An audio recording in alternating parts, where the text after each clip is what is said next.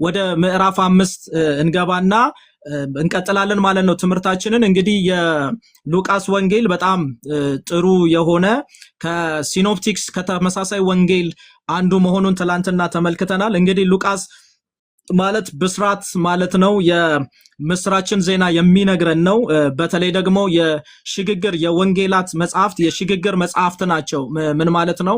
የእግዚአብሔር መንግስት ቀርባ የነበረች ነች። በኋላ ደግሞ በወንጌላት ኢየሱስ ክርስቶስ በምድር ላይ በመጣበት ጊዜ ደግሞ የቀረበችበት ጊዜ ነው። ከዛ ደግሞ ኒው ቴስታመንት ሆኖ የእግዚአብሔር መንግስት ውስጥ የገባንበት ነው። ደግሞ በሙላት ደግሞ ወደፊት ደግሞ የምትመጣ መሆኗን የእግዚአብሔር ቃል ያስተምረናል። ስለዚህ በዚህ ሽግግር ወቅት ላይ ሉቃስ በጣም የኢየሱስ ክርስቶስን ሰው መሆን በስጋ መምጣት ከመወለዱ ጀምሮ በጣም ያብራራልን የገለጠልን ነገር ነው ማለት ነው። ስለዚህ በጣም ቆንጆ የሆነ መልእክት ነው የያዘው።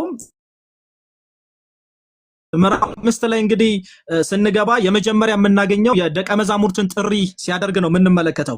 ይሄ ጥሪ ደግሞ ከጴጥሮስ ሲጀምር እንመለከታለን። ወደ ጴጥሮስ ታንኳ ከመጣ በኋላ ብዙ አሳዎችን እንዲያጠምድ ካደረገ በኋላ ወዲያው የገባው ኢየሱስ ክርስቶስ ወደ ጥሪ ነው እንዲከተለው ነው የጠራው።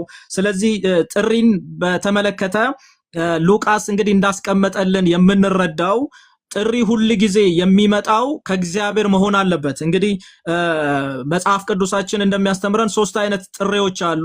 የመጀመሪያው በእግዚአብሔር የተጠራ ነው። ሁለተኛው ራሱን በራሱ የጠራ ነው። ሶስተኛ ደግሞ በሰው የተጠራ ብለን እናያቸዋለን። ስለዚህ ትክክለኛው በእግዚአብሔር መጠራት የሚለውን ጥሪ እዚህ ምዕራፍ 5 ላይ ኢየሱስ ክርስቶስ እየሄደ ያሉበት ስፍራ ላይ እየሄደ ሲጠራቸው እንመለከታለን።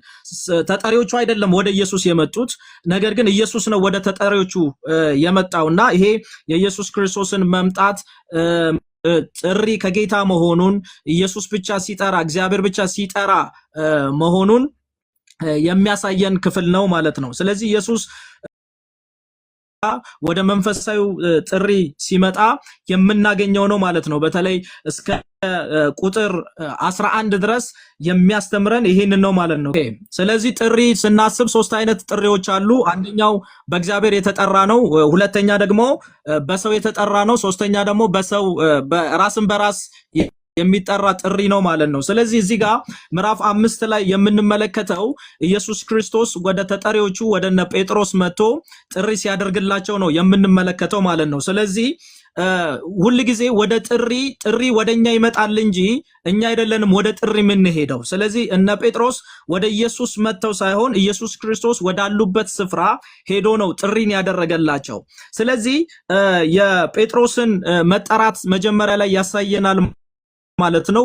የጴጥሮስን ታንኳ ወስዶ ከተጠቀመበት በኋላና የሚፈልገውን ብዙ አሳዎች እንዲያጠምድ ካደረገው በጣም ካስደመመው ካስደነቀው በኋላ ከዚህ የሚበልጥ ደግሞ ሌላ ነገር ስላለ ወደ ጥሪው ሲያመጣው እንመለከታለን ማለት ነው።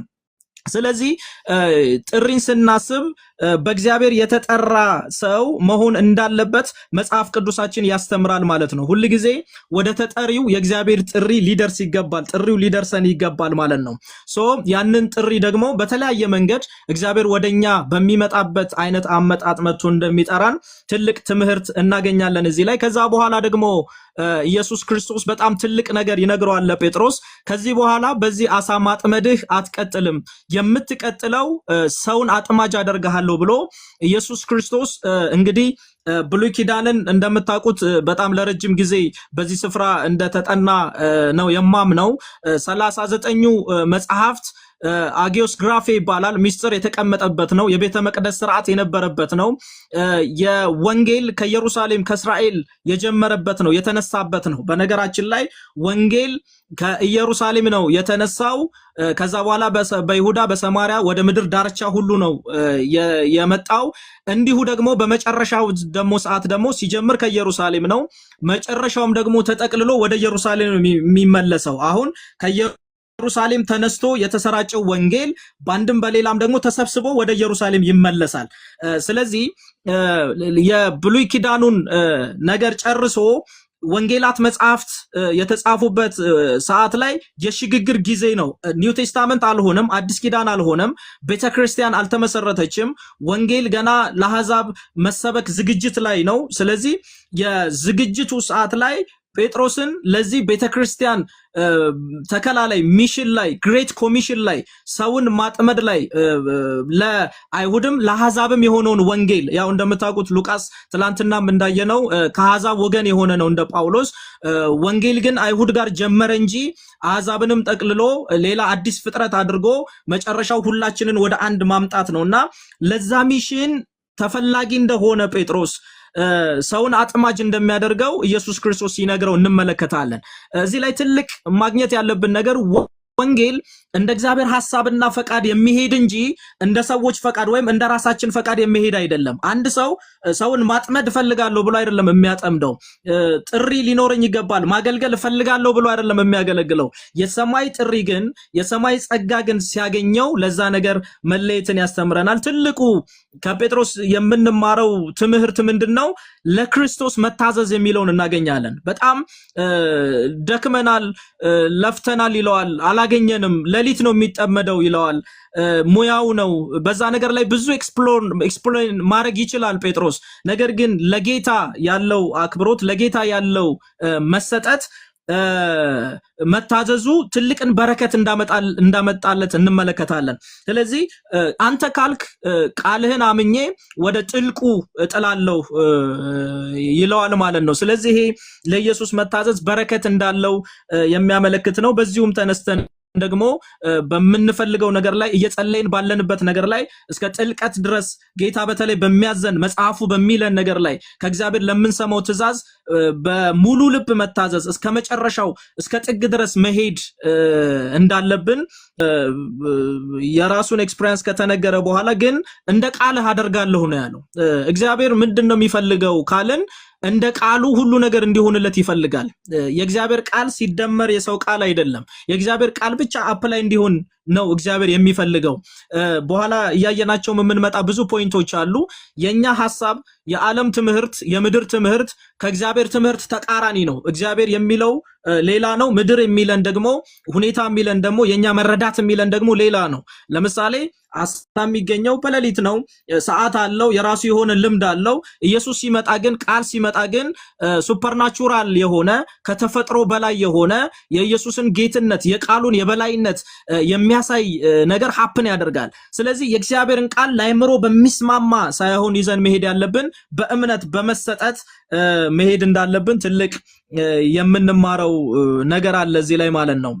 ከዛ በኋላ በጣም በሚገርም ሁኔታ ከ12 እስከ 16 ባለው ውስጥ ለምጻሙን ሰው እናገኛለን። እንግዲህ ለምጽ በሕጉ ምክንያት እንደምታውቁት መተላለፍ ሲኖር ኃጢአት ሲኖር የሚታይ በሰውነት ላይ የሚወጣ ምልክት ነው። ስለዚህ ይሄ ለምጻም ሰው ከትምህርቱ ከጉባኤው ተለይቶ የነበረ ሰው ነው። ለብቻው የነበረ ሰው ነው።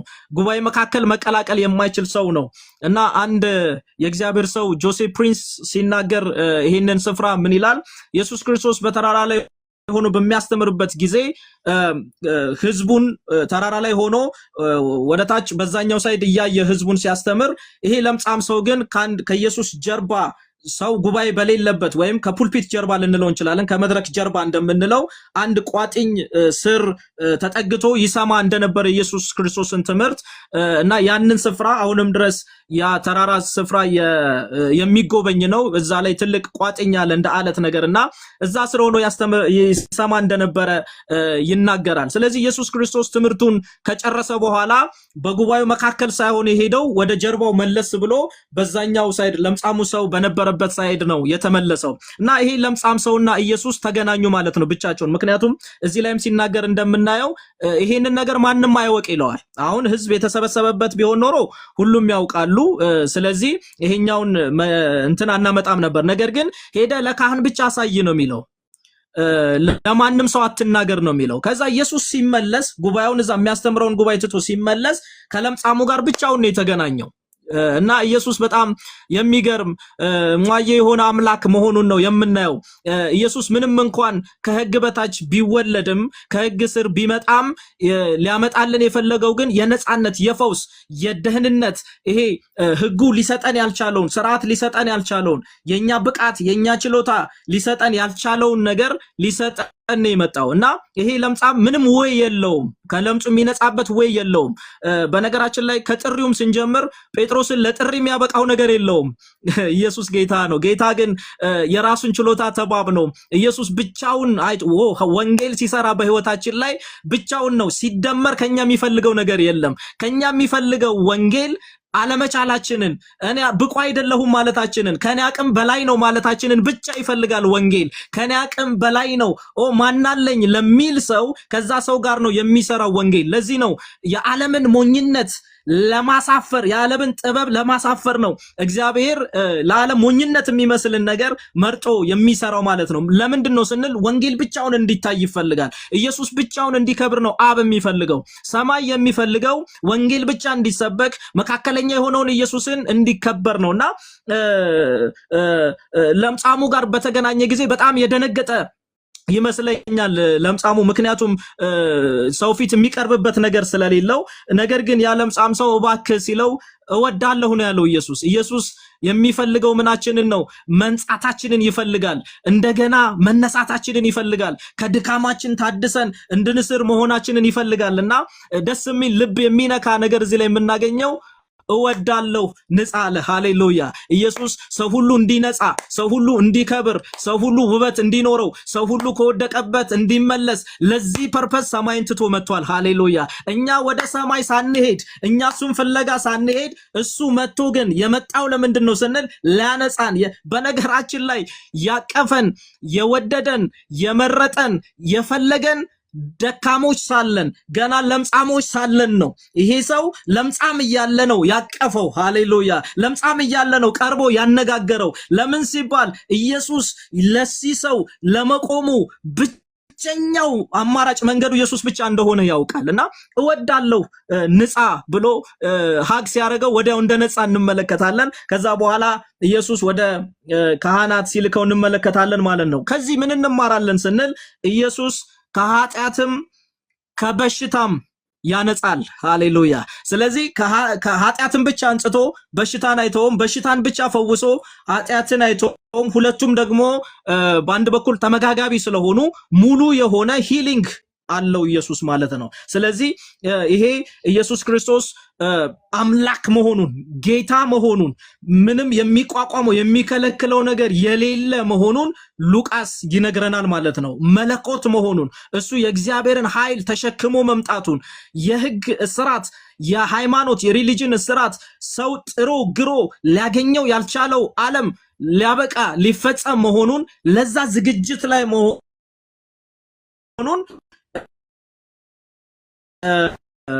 ይታየናል። ስናጠና በነገራችን ላይ በአንድ በኩል የምንረዳው አሁን ያለችው ቤተክርስቲያን ልክ ኢየሱስ ክርስቶስ በምድር ላይ ሲመላለስ እንደነበረው ለሰዎች መንጻት ምክንያት፣ ለሰዎች መፈወስ ምክንያት፣ ለሰዎች ብሌሲንግ ምክንያት አድርጎ ነው ያስቀመጠን። ሃሌሉያ! ስለዚህ ስንመላለስ ኢየሱስ እንደተመላለሰው ነው መመላለስ ያለብን ማለት ነው። ምን የሚል ልብ አሁን በእኛ ፈሷል።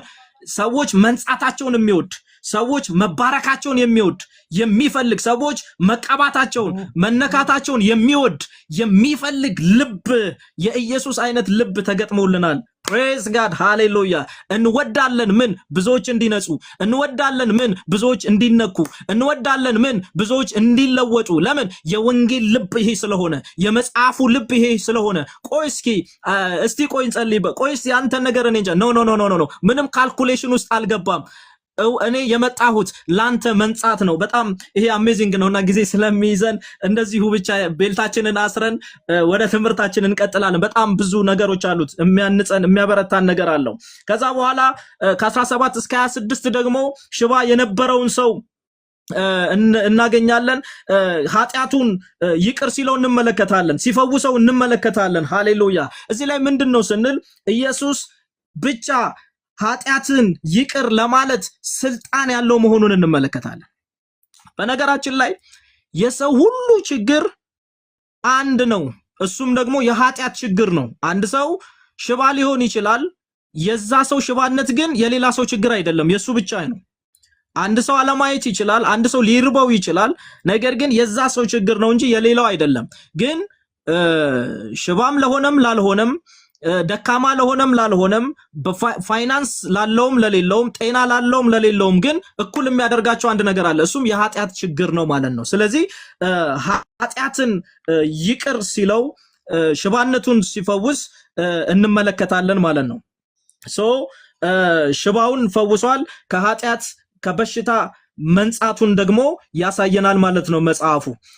ስለዚህ ኃጢአቱን ይቅር አለው፣ ከዚያም ደግሞ ፈወሰው። ከዚህ የምንማረው ኢየሱስ ኃጢአትን ይቅር የሚል ስልጣን ያለው ብቸኛ መሆኑን ያሳየናል ማለት ነው። ስለዚህ አምላክ ያው ኢየሱስ ፍጹም ሰው ነው፣ ፍጹምም ደግሞ አምላክ ነው ለምንለው እኛ ላለን እምነት ይሄ በጣም ትልቅ ማሳያ ነው ማለት ነው። ኢየሱስ ክርስቶስ በምድር ሲመላለስበት ጊዜ ትላንትናም እንዳያችሁት እስከ ምዕራፍ 4ም እንዳየነው መግቢያው ላይም እንዳየነው ሉቃስ በጣም በጥንቃቄ ታሪኮችን በመጠየቅ አንድም ነገር ሳያዛባ የጻፈልን ነውና ኢየሱስ ክርስቶስ በምድር ላይ ሲመላለስበት ጊዜ የአምላክ ኃይል የወንጌል ኃይል በሱ ህይወት ላይ እንደተገለጠ እንመለከታለን። ስለዚህ ኢየሱስ ክርስቶስ ጌታ ነው ስንል እንዲሁ ሳይሆን ሊተራሊ የታዩ ጌትነቱን የሚያሳዩ ጌትነቱን የሚገልጡ ነገሮች ታይተዋል። ስለዚህ ኢየሱስ ክርስቶስ በሽባነት ላይ በለምጽ ላይ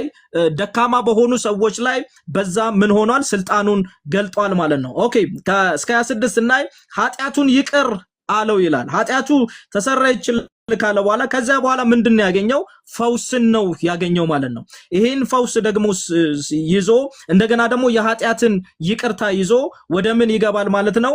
ኢየሱስ ክርስቶስን ወደ መናገር ወደ ማወጅ ይገባል ማለት ነው። አሁን የተፈታ ሰው ነው ወንጌል ይፈታል ብሎ መናገር የሚችለው። የዳነ ሰው ነው፣ የነጻ ሰው ነው፣ ቴስት ያደረገ ሰው ነው የምስራችን መናገር የሚችለው።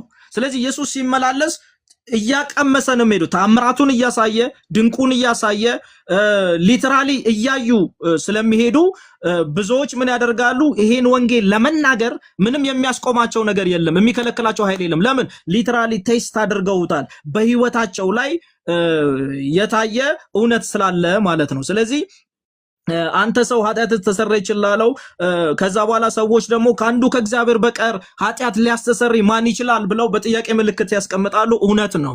እዚህ ቦታ ላይ ምን እናገኛለን? እንደ ሉቃስ መልእክት ኢየሱስ እግዚአብሔር ነው፣ ኢየሱስ ስላሴ ነው፣ መለኮት ነው። አብ ወልድ መንፈስ ቅዱስን ነው የምናመልከው። ስለዚህ እግዚአብሔር በኢየሱስ በወልድ አማካኝነት ቃል ነው ስጋ የሆነው። ስለዚህ በዚህ ስጋ የእግዚአብሔር ችሎታ ተገልጧል። እንደገና ኢየሱስ ሊያሳያቸው የፈለገው ምንድነው? የኃጢአት ሊሰሰረይ የዓለም ሁሉ ኃጢአት የሚያስወግድ በግ መሆኑን ዝግጅቱ ላይ እያስታወቃቸው ነው። እኔ የመጣሁት ለዚህ ነው፣ ለኃጢአት ስርየት ነው የመጣሁት፣ የእግዚአብሔር በግ ሆኜ ነው የመጣሁት፣ ኃጢአትን ላስወግድ ነው የመጣሁት። ምክንያቱም ዮሐንስ ሲናገር እነሆ ዓለምን ሁሉ ኃጢአት የሚያስወግድ የእግዚአብሔር በግ ብሎ ይገልጠዋል ማለት ነው። ስለዚህ የዛን ምልክት ማሳያ እያሳየ የነበረበት ስፍራ ነው ማለት ነው። ስለዚህ በልባችሁ ምን ታስባላችሁ? ኃጢአት ተሰረየችልህ ከማለት ወይስ ተነሳና ሂድ ከማለት ማናቸው ይቀላል? ነገር ግን በምድር ላይ ኃጢአት ሊያስተሰርይ ለሰው ልጅ ስልጣን እንዳለው እንድታውቁ ብሎ ሽባውን አንተን እልሃለሁ ተነሳ፣ አልጋን ተሸክመ ወደ ቤት ሂድ አለው ይላል። ምንድነው እዚህ ላይ የሚያሳየን? ወልድ ሰው መሆኑን የባሪያን መልክ ሊይዝ መምጣቱን ወልድና መለኮትና ሰው በተዋህዶ አንድ መሆኑን ኢየሱስ ክርስቶስ ሰው አምላክ ነው፣ ነገር ግን ሰውን ሆኖ ለዚህ ነው ሉቃስ ሲጀምር ከመጸነሱ ከኤልዛቤል ጀምሮ ገና ከዮሐንስ ጀምሮ እንደገና ደግሞ መወለዱ ላይ መጸነሱ ላይ የመላእኩን ብስራት መንገሩ ላይ ፎከስ ያደርጋል። ትላንት ያየናቸው ምዕራፎች ላይ ምክንያቱ ምንድነው ስንል በስጋ መወለዱን ማሳመን፣ መግለጥ፣ ማስረዳት ፈልገዋል። ለምን? ይሄ ነው እኛም በመንፈስ ዓለም መወለድ እንዴት እንደሆነ ተወልደን እንዴት ልጆች እንደምንሆን ኢየሱስ በስጋ ያሳየውን ነው እኛም በመንፈስ የምንሆነው ማለት ነው። ስለዚህ ይሄንን ለማሳየት ስለፈለገ መሲሁ እሱ መሆኑን በግ እሱ መሆኑን ለፈሪሳውያን ለመግለጽ ስለፈለገ ይሄንን አድርጓል ማለት ነው። ከዛ በኋላ ኢየሱስ ክርስቶስ ይሄንን በሰዎች ህይወት ውስጥ ሲያደርግ ሆን ብሎ ነው የሚያደርገው። ምክንያቱም ሴንስ ያደረገ ያየ የተነካ ሰው ዝም በል ቢባል ዝም ላይል የሚችለው ከዚህ ተአምራት ጋር ሲገናኝ ነው። ስለዚህ የመንፈስም ስጋ ከዛ ሌዊንም ሲጠራው የማቴዎስን መጠራት እንመለከታለን። ከዛ በኋላ በተለይ 5 ከ27 ጀምሮ ሲናገር ከዚህም በኋላ ወጥቶ ሌዊ የሚባል ቀራጭ በመቅረጫው ተቀምጦ ተመለከተና ተከተለኝ አለው። ሁሉን ተወ፣ ተነስቶም ተከተለው። ሌዊም በቤቱ ታላቅ ግብዣ አደረገለት፣ ከነርሱም ጋር ተቀመጠ። ከዛ በኋላ ፈሪሳውያንና ጻፎችን በደቀ መዛሙርቱ ላይ ስለምን ከቀራጮች ጋር ይሆናል የሚለውን ነገር በልባቸው ሲያንጎራጉሩ ሰማ ይላል ማለት ነው። በእርግጥ ሁሉም ኃጢአተኛ ነው፣ ግን እነሱ ይሄ ፈሪሳዊነቱ ያለውን የሥርዓት ነገር መሞከሩ እነሱ ጻድቅ እንደሆኑ ሌላው ደግሞ ኃጢአተኛ እንደሆነ ነበር የሚያስቡት። በነገራችን ላይ ይሄ የነሱ ህሳቤ ነው እንጂ በእግዚአብሔር እይታ ሁሉም ኃጢአትን አድርጓል፣ ሁሉም የእግዚአብሔር ክብር ጎድሎታል። ህጉን የሰጠው ሰዎች ኃጢአተኝነታቸው እንዲታይ እንዲገለጥ እንጂ እና ደግሞ ሰርተው ጽድቅን ማምጣት እንደማይችሉ ለማሳያ ነው የተሰጠው ህጉ ማለት ነው።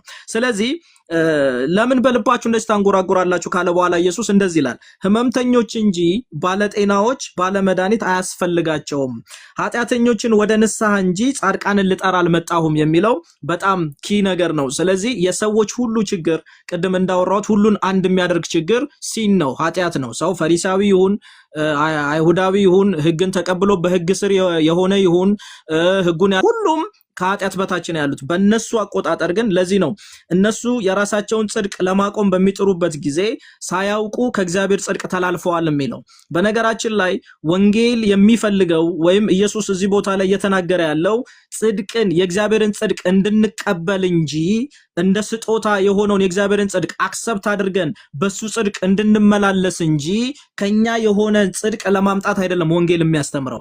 የኛ ህይወት ግን የእግዚአብሔርን ጽድቅ እንደ ስጦታ ከተቀበልን በኋላ ከተካፈልን በኋላ እንደ ፍሬ በኋላ 8 ላይ ስመጣ አነሳዋለሁ የዛፉ ነገር ላይ ስንመጣ እንደ ፍሬ ሆኖ የሚገለጥ እንጂ እኛ የሰራነው ጽድቅ እኛ ያመጣነው ጽድቅ እንደሌለ ኢየሱስ ክርስቶስ እዚህ ላይ ያሳያልና ለኃጢአተኞች መጥቻለሁ ይላል። ይሄ የኛ በጣም ትልቅ የምስራቻችን ነው። ቤተክርስቲያን የምታስተምረው ትምህርት ይሄ ነው። ኃጢአተኞች ሪሊጅን ቦታ ይገፋሉ፣ ስርዓት ያለበት ቦታ ይገፋሉ፣ ብዙ የሰው ጥረት፣ የሰው ማንነት፣ የሰው ቦልድነስ፣ የሰው ትምክህት የሚታይበት ቦታ ላይ ሁሉ ይገፋሉ። ኢየሱስ ግን ምን አለ? በነገራችን ላይ አሁንም ድረስ ኢየሱስም እዚህ ቦታ ላይ የተናገረው አሁንም በእኛ ዘመን የዓለም ችግር ተፈቷል። ኦልሬዲ ኃጢአት ነው ችግር፣ ግን የኃጢአት መድኃኒቱ ተገኝቷል። ያ መድኃኒት ደግሞ ክርስቶስ ኢየሱስ እንደሆነ ራሱ ኢየሱስ ሲናገር እናያለን። እኔ መድኃኒት ሆኜ መጥቻለሁ። ሃሌሉያ!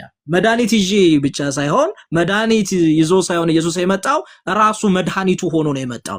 ስለዚህ ከዚህ ሲን ለመውጣት ይሄን መድኃኒት አክሰፕት ማድረግ፣ ይሄን መድኃኒት መውሰድ፣ ከዚህ መድኃኒት ጋር መነካካት፣ ከዚህ መድኃኒት ጋር መዋሃድ ከኃጢአተኝነት ነፃ እንደሚያወጣ፣ ለጤነኞች ግን አይሆንም አለ። ይሄ ሃሌሉያ! ስለዚህ ይሄን በጣም ትልቅ ነገር እዚህ ምዕራፍ 5 ላይ እናገኛለን።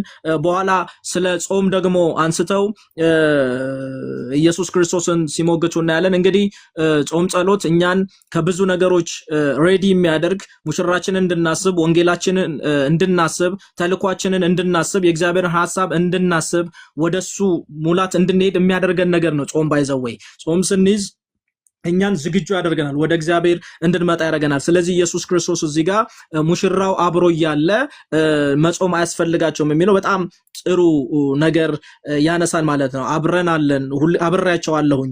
ስለዚህ ያንን በጣም ጥሩ ነገር ያነሳል። ከዛ በኋላ ምዕራፍ 5 መጨረሻ ላይ ስለ አቆማዳ ያነሳና አዲሱን የወይን ጠጅ እና አሮጌውን የአዲሱን የወይን ጠጅ ግን አዲስ አቆማዳ ማኖር ይገባል፣ ሁለቱም ይጠባበቃሉ። አሮጌውን ጠጅ ሲጠጣ አዲሱን የሚሻ ማንም የለም፣ አሮጌው ይጣፍጣል ይልና የአሮጌውን ኪዳንና የአዲሱን ኪዳን ምሳሌ እያነሳ ይመጣል። በዚህ የሉቃስ ወንጌል ላይ ብዙ ምሳሌዎችን እናገኛለን።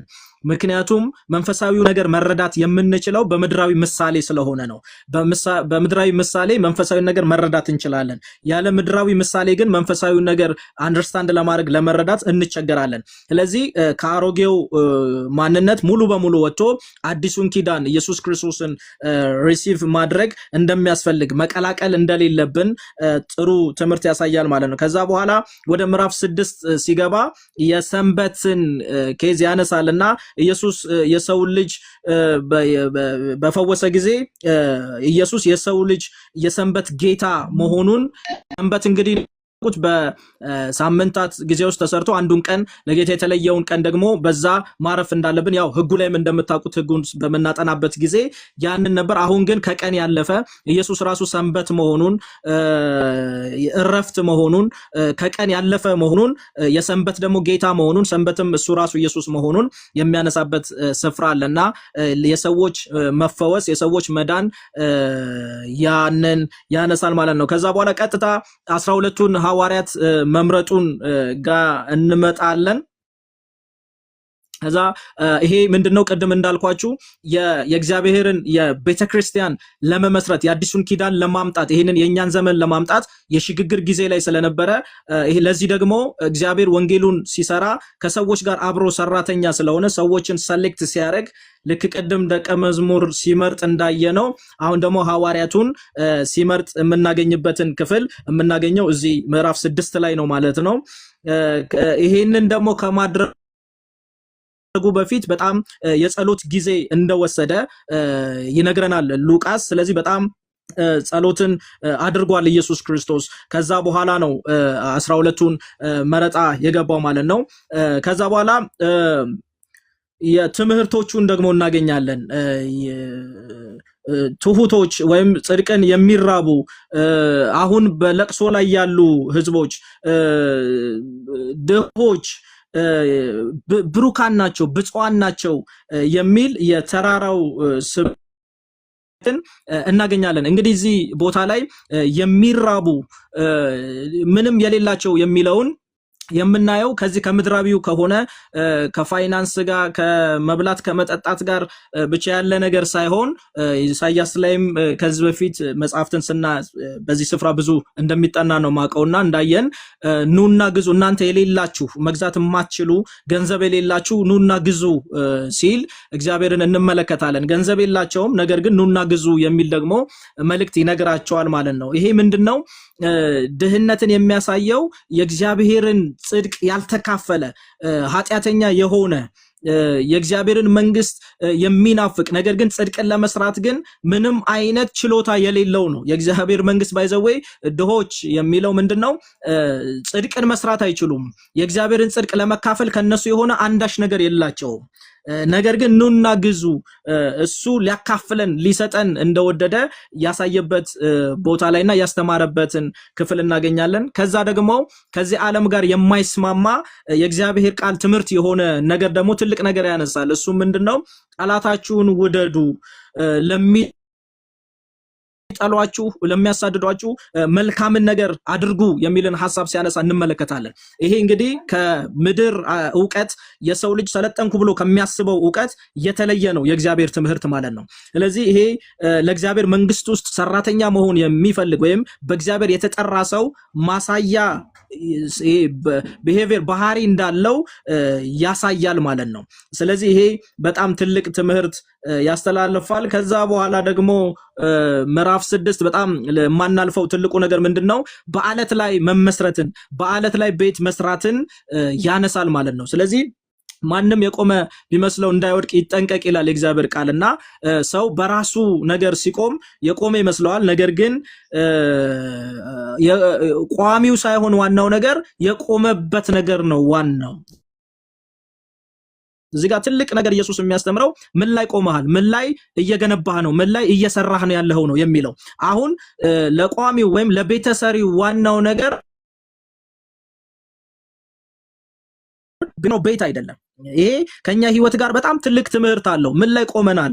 አለቱ ላይ ያው ይከተላቸው ከነበረው አለት ጠጥተዋልና ያም ማለት ክርስቶስ ነው እንዳለ ጳውሎስ፣ አለቱ ክርስቶስ ኢየሱስ ነው። በሱ ላይ የተመሰረተ ኢየሱስ ክርስቶስ ይዞት የመጣውን የእግዚአብሔርን ጽድቅ ከመካፈል አንጻር የሚያስተምረው በጣም ትልቅ ነገር አለውና ዛሬ ይሄ ለኛ ትልቅ ጥያቄ ይጠይቀናል። ምን ላይ ነው የተመሰረት ነው? አለት ላይ ከሆነ የተመሰረት ነው፣ ኢየሱስ ላይ ከሆነ የቆም ነው፣ ወንጌል ላይ ከሆነ የቆም ነው፣ ንፋስ ቢመጣ ወጀብ ቢመጣ ማዕበል ቢመጣ ብዙ አይነት ነገሮች ሀፕን ቢያደርጉ ምድር ላይ አንዳችም ነገር እንደማንሆን የተጠበቀን እንደምንሆን እንደውም እንደሚያሳምረን እንጂ እንደውም ጠንካራ መሆናችንን ሊያሳየን እንጂ ሊያጣፋን እንደማይችል ኢየሱስ ክርስቶስ ትልቅ ምሳሌ አንስቶ አሸዋ ላይ ቤቱን የመሰረተና አለት ላይ የመሰረተን ብሎ ምሳሌ ያነሳል። ስለዚህ አለት ላይ መመስረት ማለት ኢየሱስ ላይ መቆም ነው። ትክክለኛ ወንጌል ላይ መቆም ነው። ኢየሱስ ሲደመር ምንም ነው አለት ላይ መቆም። እኔ ግን በስራዬ፣ እኔ ግን እንዲያድርጌ፣ እኔ ግን ጾሜ፣ እኔ ግን ጸልዬ ብለን እኔነት ካለ ያ ሰው አሸዋ ላይ ነው ቤቱን የሰራው። የሚመካበት መሰረቱ አሸዋ እንደሆነ በነፋስ እንደሚወሰድ በወጀብ እንደሚወሰድ ያሳያል ማለት ነው። ስለዚህ ልባም ሰው ማን ነው? መመካት የሚችል ሰው ማን ነው? ኮንፊደንስ ያለው ሰው እስከ መጨረሻው ምንም አይነት ስጋት የሌለበት መነሳት የማያሰጋው ሰው ምን አይነት ሰው ነው ስንል ቤቱን አለት ላይ የሰራ ነው ይላል። አለቱ ደግሞ ክርስቶስ ነው። እንደምታውቁት ቤተክርስቲያንም የተተከለችው አለት ላይ ነው። ስለዚህ አለቱ ላይ የቆመች ቤተክርስቲያን ትክክለኛ ቤተክርስቲያን ነች። ያቺ ቤተክርስቲያን የክርስቶስ ነች። ስለዚህ የትኛውም ትምህርት ንፋስ ቢመጣ አሁን እንደምታውቁት የታል እግዚአብሔር የሚል ባይብልን የሚያጣጥል በጣም ብዙ ነገሮችን እንሰማለን። ነገር ግን ቤተክርስቲያን ሁልጊዜ እያሸነፈች የገሃነም ደጆች የማይቋቋሟት ሻይን እያደረገች ትሄዳለች፣ እያበራች ትሄዳለች እንጂ ቤተክርስቲያንን የሚያደበዝዝ ትምህርቷን የሚያደበዝዝ ምንም አይነት ኃይል እንደሌለ እንድናምን ያስፈልጋል። ምክንያቱም መሰረቱ አለቱ ኢየሱስ ክርስቶስ ስለሆነ ማለት ነው። እና ቃሉን ሰምቶ የሚፈጽም በአለት ላይ ቤት ምዕራፍ 7 ላይ። ስለዚህ ቃሉን ሰምቶ ደግሞ የሚፈጽም ማለት ምን ማለት ነው? አለቱ ከዛ የመጀመሪያው የሚያሳየን የመቶ አለቃውን እምነት ነው። እንግዲህ ኢየሱስ ክርስቶስ በምድር ላይ ሰው ሆኖ ሲመላለስ በሁለት ነገሮች ተደንቋል። አንዱ አለማመን ነው፣ አንዱ ደግሞ ማመን ነው። ስለዚህ እምነት በጣም እግዚአብሔርን ያስደንቀዋል። ስለዚህ አለማመንም ያስገርመዋል እግዚአብሔርን፣ ማመንም ያስገርመዋል። ለምሳሌ እንዲሰማ ያደረገውን ሰው፣ እንዲያይ ያደረገውን ሰው፣ እንዲናገር ያደረገውን ሰው ወይ እግዚአብሔር አያይም ሲል እግዚአብሔር ይገርመዋል። ለዚህ ነው እኛ እንድንሰማ ያደረገን አይሰማምን፣ እኛ እንድናይ ያደረገን አያይምን የሚለው መጽሐፍ ለዛ ነው። እና አለማመን ያስገርመዋል እግዚአብሔርን፣ ማመንም ደግሞ ያስገርመዋል ማለት ነው። በእኛ ህይወት ግን ያለማመን ሳይሆን የማመን ግርምት እንዲኖር ጌታ ይርዳን፣ ጸጋውን ያብዛልን። እና ይሄ መቶ አለቃ እምነቱ በጣም ኢየሱስ ክርስቶስን አስደንቆታል። ኢየሱስም ደግሞ የመሰከረለት እምነት ነው። እንደዚህ ያለ እምነት አላገኘውም። በእስራኤል እንኳን በይሁድ መሃል እንኳን እንደዚህ አይነት እምነት የለም። ምክንያቱም ይሄ መቶ አለቃ መንፈሳዊ ነገር አንሊሚትድ መሆኑን አውቋል። ሊገታ የማይችል ርቀት በጣም እኮ አስደናቂ ነው። በቦታ መሆኑ ቀርቷል። ቃል ፓወር ያለው ቃል መሆኑን ተረድቷል። ይሄ መቶ አለቃ የኢየሱስ ቃል ነገሮችን አልፎ መሄድ እንደሚችል ሱፐርናቹራል ፓወር፣ ቅድም ያየናቸው ተአምራቶች እንዳለበት ኢየሱስ ክርስቶስ የተረዳ ሰው ነው። አይኑ የበራለት ሰው ነው። መሄድ አያስፈልግህም ሲለው እንመለከታለን። ንክኪ አያስፈልግህም እንዴ! አሁን እንኳን በዚህ ጊዜ እኮ አሁን እዚህ ጋር ኒው ቴስታመንት አልሆነም። ባይዘው ገና ኢየሱስ ክርስቶስ የትንሳኤው አልሆነም። ገና በዘርፋፋው ቀሚስ የሚመላለስ የናዝሬቱ ኢየሱስ ነው እዚህ ጋር ያለው ይሄ መቶ አለቃ የሚያየው። ግን ይሄ መቶ አለቃ ምን ይላል? ሄደ መንካት አያስፈልግም፣ ቃል ብቻ ስትናገር ያ ቃል ይሰራል ይላል። አሁን በዚህ ሰዓት ካልነካኝ፣ አገልጋዩ ካልመጣ፣ የሆነን ዘይት ካላፈሰሰነ ቃሉ አልፎ ይሰራል። ሃሌሉያ! ከኛ ንክኪ ውጪ ያለፈ ቃሉን ምንም ነገር ሊገድቡ አይችልም። እዚህ ሆነ የምትናገረው ቃል ባህር ማዶ ተሻግሮ ይሰራል። እዛ የሚነገረው ቃል ባህር ማዶ ተሻግሮ ይሰራል። ሃሌሉያ! ቃል ብቻ ተናገር ያለው እምነት እንዳስደነቀው እንመለከታለን ማለት ነው። ከዛ ደግሞ የመበለቷን ልጅ መፈወሱን እንደዚሁም የሞተውን ወጣት ማስነሳቱን እንመለከታለን። በጣም በድንቅ በተአምራት የተሞላ ነው የኢየሱስ አገልግሎት። በነገራችን ላይ ይሄ ሁሉ ተአምራት፣ ይሄ ሁሉ ድንቅ ቸር የሆነውን እግዚአብሔር ጋር ሰዎችን ለማድረስ ነው። ወንጌል ባለበት ድንቅና ተአምራት ይከተላል። ድንቅና ተአምራት ያስፈልገው የሰዎቹ ህይወት ላይ ተንተርሶ እዚህ ተአምር ላይ ተንተርሶ ብዙዎችን ወደ እምነት እንዲያመጣ በኢየሱስን አክሰፕት ማድረግ እንዲሆን ኢየሱስን መቀበል እንዲቻል ኢምፖርታንት መሆናቸውን ነው የሚያሳየው ማለት ነው። ስለዚህ ኢየሱስ ክርስቶስ በምድር ሲመላለስ ድንቅና ተአምራት አብሮት ይከተለው ነበር። ልክ እንደዛው አሁንም ቤተክርስቲያን አሁንም አማኝ እነዚህ ድንቅና ተአምራቶች እንደሚከተሏት ተናግሯል በመጽሐፉና ይከተላል። አሁንም ግን ዋት ፐርፐዝ ነው የሚከተለው? ግን የኢየሱስ ክርስቶስን ለማግነን ኢየሱስ ክርስቶስ ጌታ እንደሆነ ለማሳየት ሰዎች ይድኑ ዘንድ ለማሳየት ነው የሚገለጠው። ከዛ በኋላ 3 ላይ ምዕራፍ 7 በሶስተኛ ደረጃ የምናገኘው የመጥምቁ ዮሐንስ ጥያቄ ነው።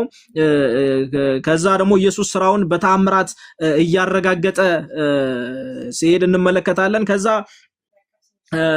በመምህሩ ቤት ደግሞ ከገባ በኋላ ያቺ አንድ ሴት መታ እግሩን በእንባ ያጠበችበት ክፍል በጣም ልብን የሚነካ ነው። ይሄ ኢየሱስ እዚህ ላይ በጣም ቆንጆ ነገር ተናግሯል። በነገራችን ላይ ቅድምም ብየዋለው የምንሆነውን ሁሉ እንድንሆን የሚያደርገን ከሱ ጋር ያለን ንክኪ ውጤት ነው።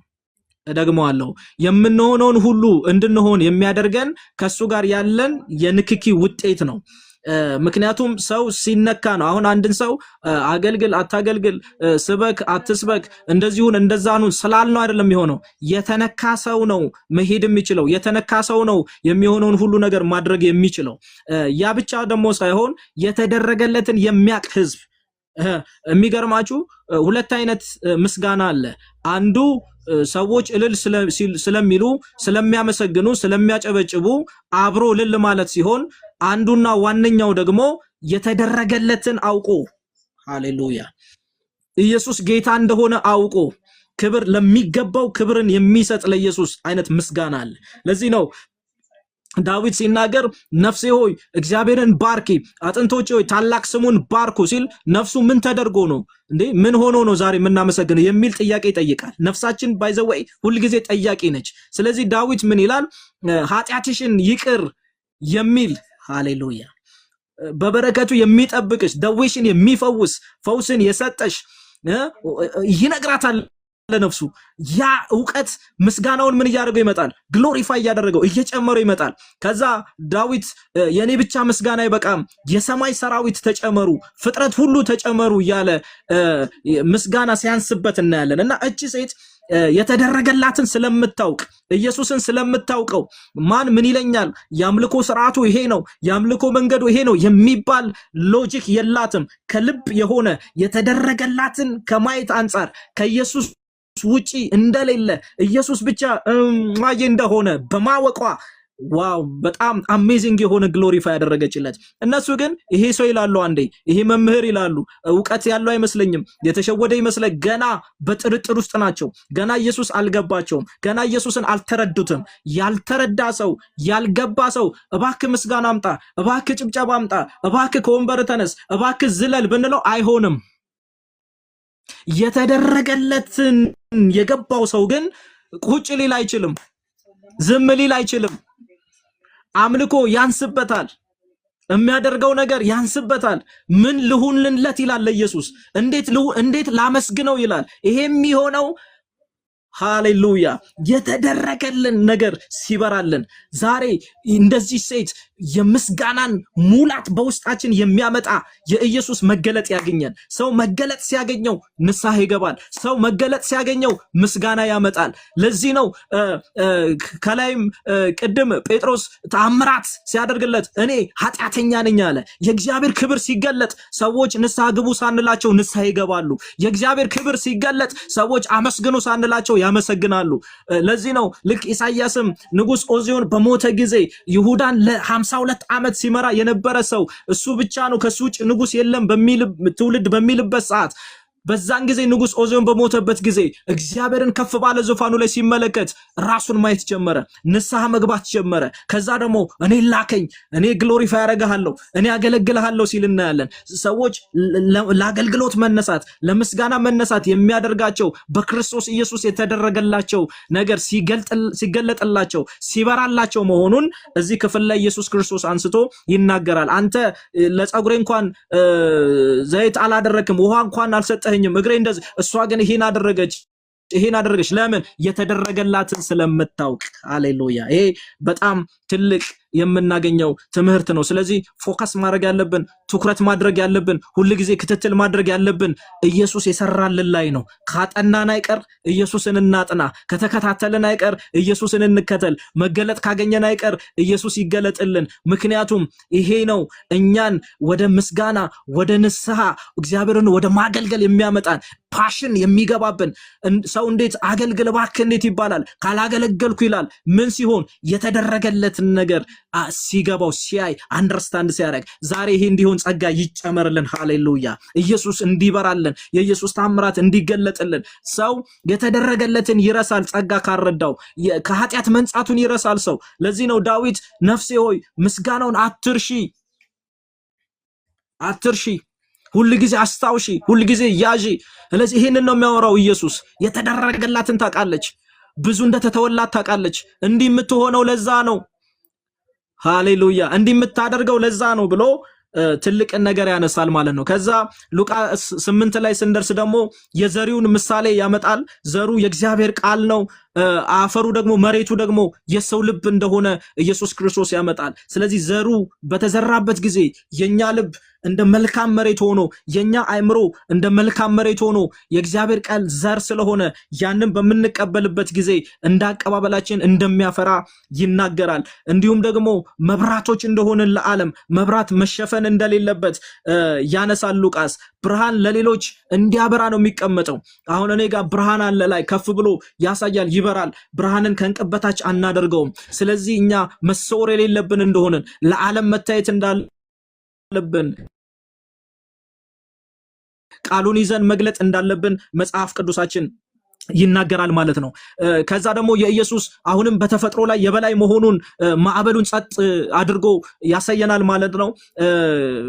ንፋሳት እንዴት እንደታዘዙለት፣ ባህሩ እንዴት እንደታዘዘለት ይዟቸው በታንኳ መሄድ ከጀመሩ በኋላ ነውጥ ሲመጣ፣ ብዙ ነገር ሲመጣ፣ ባይዘወይ ነውጥም ሲኖር ማዕበልም ሲኖር ኢየሱስ አብሮን እስካለ ድረስ ኢየሱስን ብቻ ማየት እንዲሆንልን ሉቃስ እዚህ ጋር አንስቶ ይናገረናል ማለት ነው። እና ማዕበሉን ጸጥበል፣ ወጀቡን ጸጥበል ብሎ የተፈጥሮ ሁሉ ለእርሱ እንደሚታዘዝለት ለሐዋርያቱ እንዳሳያቸው እንመለከታለን። ይሄን ማየታቸው ይዘውት የሚሄዱት ወንጌል፣ ይዘውት የሚሄዱት ሚሽን በጣም ኃይል እንዳለውና ምንም ነገር ሳያቆማቸው እንዲቀጥሉ የሚያደርጋቸው ነገር እንዲሆን እንደሚያደርግ ያሳያል ማለት ነው። ስለዚህ ኢየሱስ ክርስቶስ ከተፈጥሮ በላይ የሆነ ኃይል አለው። ወንጌል አሁንም ከተፈጥሮ በላይ የሆነ ኃይል አለው።